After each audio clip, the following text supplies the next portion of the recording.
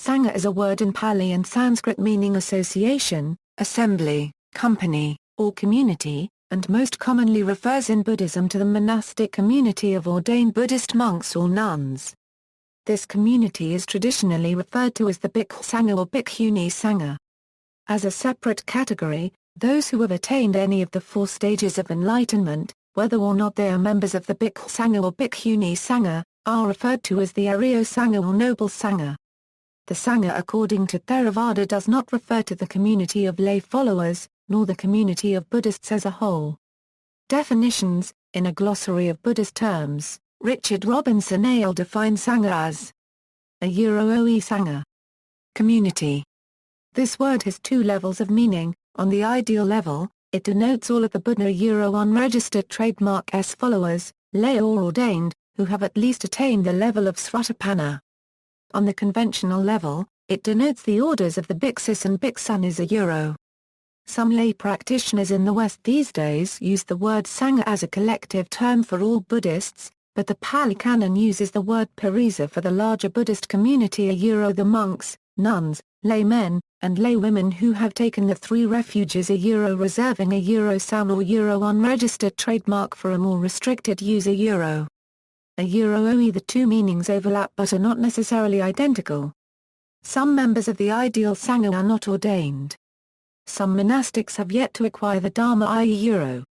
A Euro-Oe. Unlike the present sangha, the original sangha viewed itself as following the mission laid down by the master, viz., to go forth a Euro on tour for the blessing of the Menaifolk, for the happiness of the Menaifolk out of compassion for the world, for the welfare, the blessing, the happiness of Deva and men.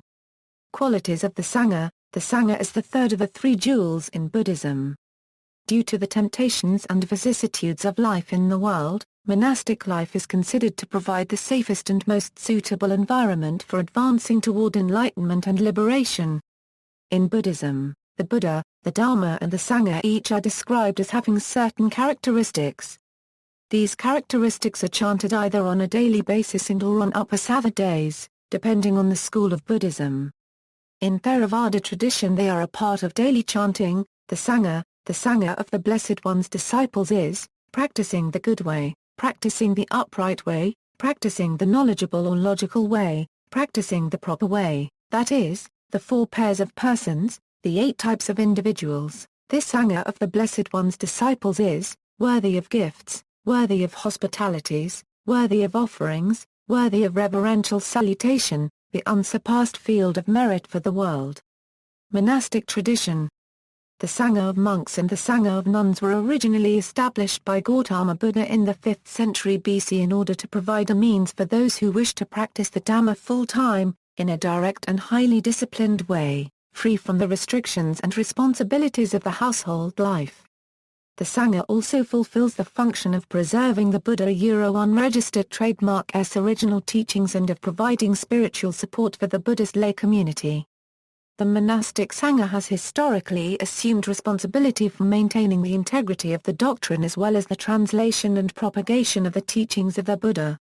The key feature of Buddhist monasticism is the adherence to the Vinaya, which contains an elaborate set of rules of conduct including complete chastity and eating only before noon. Between midday and the next day, a strict life of scripture study, chanting, meditation, and occasional cleaning forms most of the Sangha's duties. 2. Transgression of rules carries penalties ranging from confession to permanent expulsion from the Sangha. The founder of Japanese Tendai decided to reduce the number of rules down to about 60.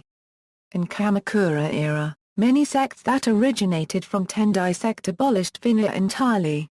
Monks and nuns may own only the barest minimum of possessions due to their samaya as renunciates. In practice, they often have a few additional personal possessions. Traditionally, Buddhist monastics eschew ordinary clothes and wear robes. Originally the robes were sewn together from rags and stained with earth. The idea that robes were dyed with saffron seems unlikely to be true since it was and still is a very expensive commodity, and monks were poor. The color of modern robes varies from community to community. The word which is usually translated as monk is bhikkhuni in Pali or bhikshu in Sanskrit. The feminine form is bhikkhuni or bhikshuni.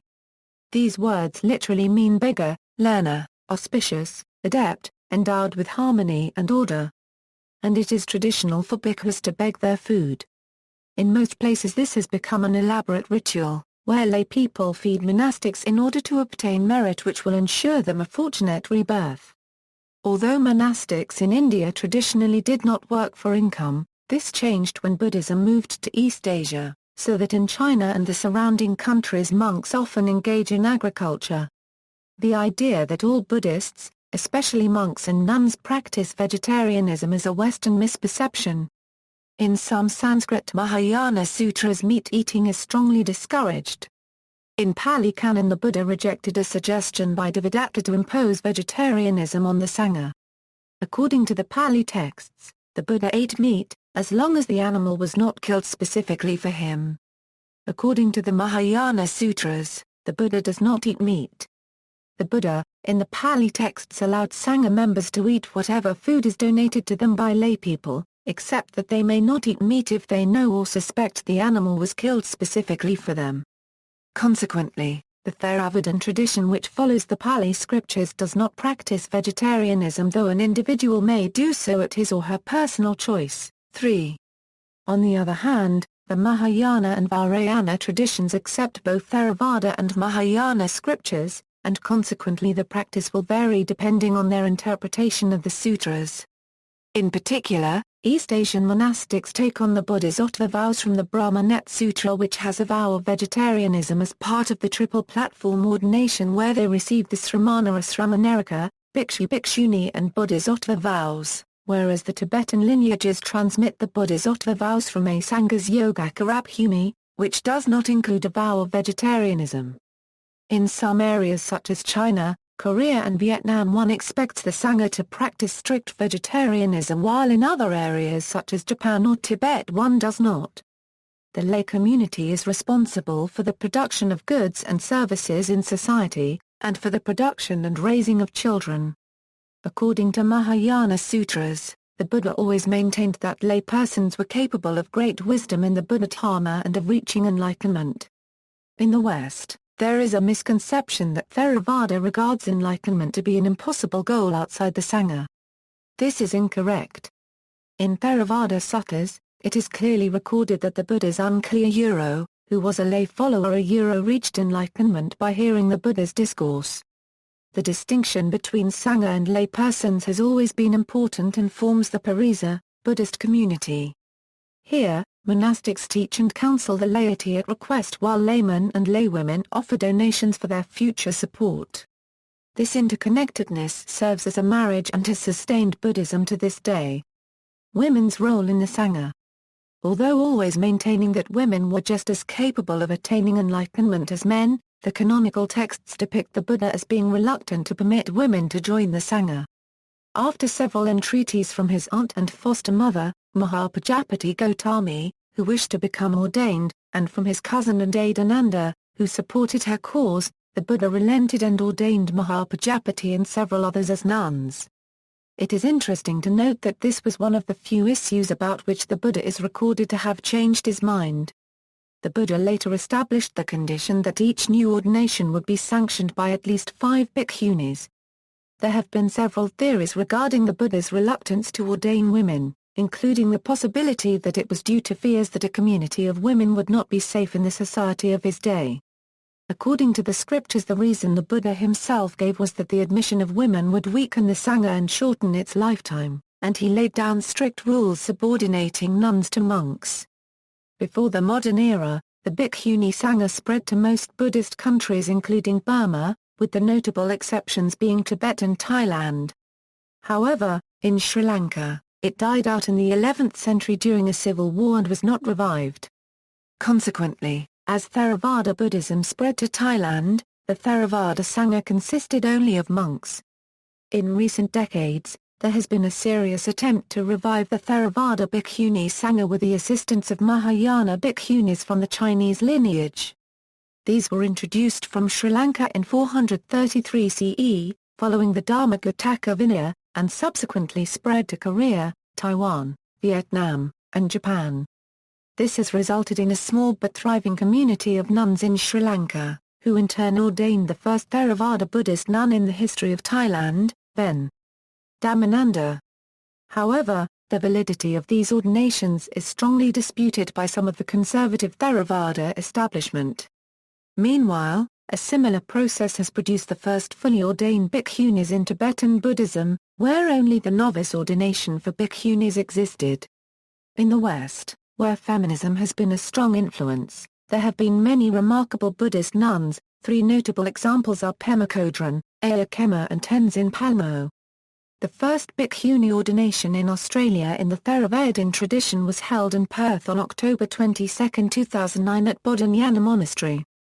Venerable Ajahn Vayama together with Venerables Nirada, Siri and Hasapanna were ordained as bhikkhunis by a dual Sangha act of bhikkhus and bhikkhunis in full accordance with the Pali Vinaya. Sangha as a general reference to Buddhist community. Some scholars noted that Sangha is frequently used in the West to refer to any sort of Buddhist community.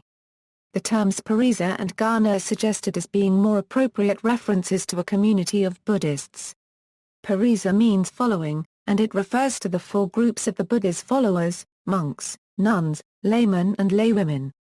The Sanskrit term Ghana has meanings of flock, troop, multitude, number, tribe, series, class, and is usable as well in more mundane senses. The Buddhist-derived new religious movement, Soka Gakkai, which began as a lay organization associated with Nichiren Buddhism in Japan, disputes the traditional definition of Sangha.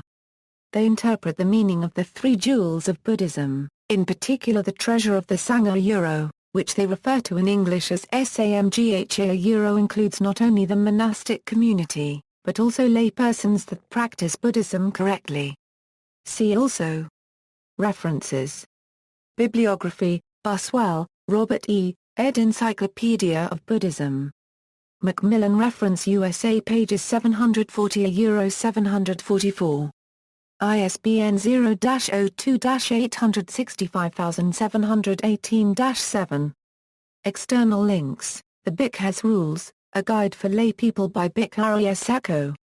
Duties of the Sangha by Ajahn Leedhamada O. Jealousy among the Sangha, quoting from Jeremy Hayward's book on Ka paragraph Gyam Trungpa Rinpoche, Warrior King of Shambhala, Remembering Ka paragraph Gyam Trungpa.